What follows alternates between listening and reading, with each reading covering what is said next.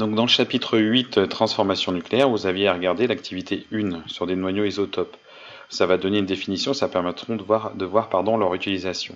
J'en profite juste pour dérouler ce qu'on fera ensuite dans le chapitre. La transformation nucléaire comme source d'énergie, ça sera l'activité 2. On en connaît deux sources d'énergie nucléaire, les centrales nucléaires, et puis une qu'on connaît un petit peu si vous avez déjà entendu cette notion de fusion nucléaire qui a lieu dans les étoiles comme le Soleil.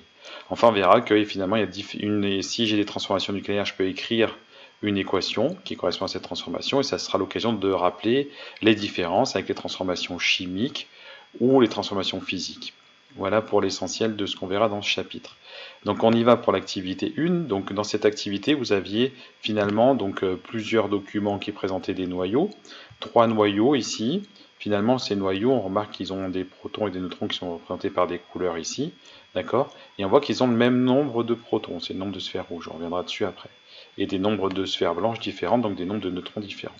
On avait une utilisation du césium-137, on reviendra aussi sur à quoi ça peut servir, hein. C'est pas que de la théorie, mais il y a des utilisations pratiques de ce qu'on est en train de raconter sur la radioactivité. Et on verra comment on peut écrire une équation de radioactivité, de désintégration radioactive, par exemple en radioactivité β-. Donc première petite question, donc on allait vous demander de repérer donc le nombre de protons sur le document 1. Il y avait 6 sphères rouges, donc c'était 6. Ensuite, vous prenez la classification périodique, donc là pas de difficulté particulière.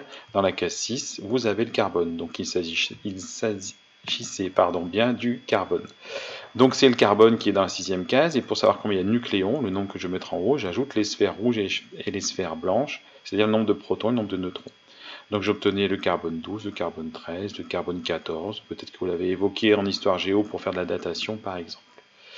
Alors qu'est-ce qu'on pouvait remarquer d'autre? Deuxième question, finalement ces noyaux là, 1, 2 et 3, ils sont appelés isotopes. C'est quoi des isotopes? C'est des noyaux qui ont le même nombre en bas, 6, donc le même nombre de protons, mais des nombres en haut différents, des nombres de nucléons différents. Donc ce n'est pas le même nombre de nucléons, comme les nucléons c'est les protons et les neutrons, et qu'ils ont le même nombre de protons, ils ont bien un nombre de neutrons différents. Donc les isotopes, pour résumer, c'est des noyaux qui ont le même nombre de protons, mais un nombre de neutrons différent. C'est le cas de ces 3 noyaux ici. Ensuite, donc application concrète de cette isotopie. Donc on avait 2 éléments dont on parlait, césium 137, un élément, avec 2 en fait noyaux qu'on appelle isotopes. On va regarder, on va justifier après pourquoi ils sont isotopes. Donc on voyait que le césium 137 était radioactif, qu'il n'était pas stable et qu'il allait désintégrer. Ce n'est pas le cas du césium 133. Donc dans la petite vidéo, on voit que ce qu'on pouvait mettre comme substance radioactive, si vous l'avez regardé cette vidéo, qu'on peut injecter, ça va être une matière radioactive. Donc ces 2 noyaux finalement, ils sont identiques, c'est du césium, mais pas par leur nombre de neutrons, de nucléons, en réalité, 133 et 137, donc pas le même nombre de neutrons, donc c'est bien des isotopes, d'accord? Donc on peut les qualifier d'isotopes.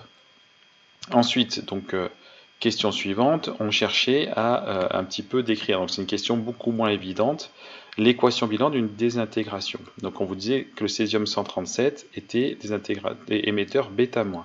On va lire dans le document 3, β-, ça veut dire qu'il va émettre un électron quand il se désintègre. Un électron, comment ça s'écrit en réalité? Comme ça là. Pourquoi? Parce qu'un électron, c'est pour nombre de masse 0, c'est-à-dire que ça pèse rien, mais ça a une charge de moins 1. Donc ça pèse rien, ça a une charge de moins 1. On écrit que ça pèse pas et que ça a une charge de moins 1, et E pour électron. Donc le césium 137, il donne un électron, et il devient quoi? Il faut que j'ai le même nombre à gauche et à droite, en haut et en bas. Donc quel est le nombre que je devais mettre ici, que vous avez déjà vu écrit là, pour que quand je l'ajoute à moins 1, j'obtienne 55, et c'est 56. 56 moins 1, ça fait bien 55.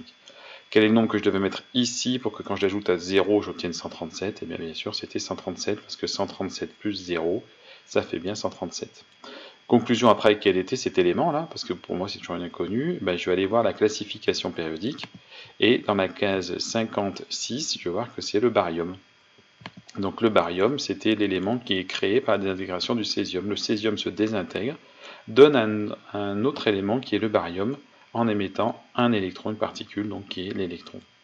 Et finalement, pourquoi ça? Il s'agit bien d'une transformation nucléaire et pas d'autre chose. On a modifié le noyau des éléments, donc les nucléons, c'est bien une transformation nucléaire. Si c'était une transformation chimique, on aurait créé ou consommé d'autres espèces chimiques. Ce n'est pas le cas. Si c'était une transformation physique, on aurait modifié l'état physique des éléments, C'est pas le cas, donc c'est pas une transformation physique. Voilà pour l'essentiel, bon courage à tous.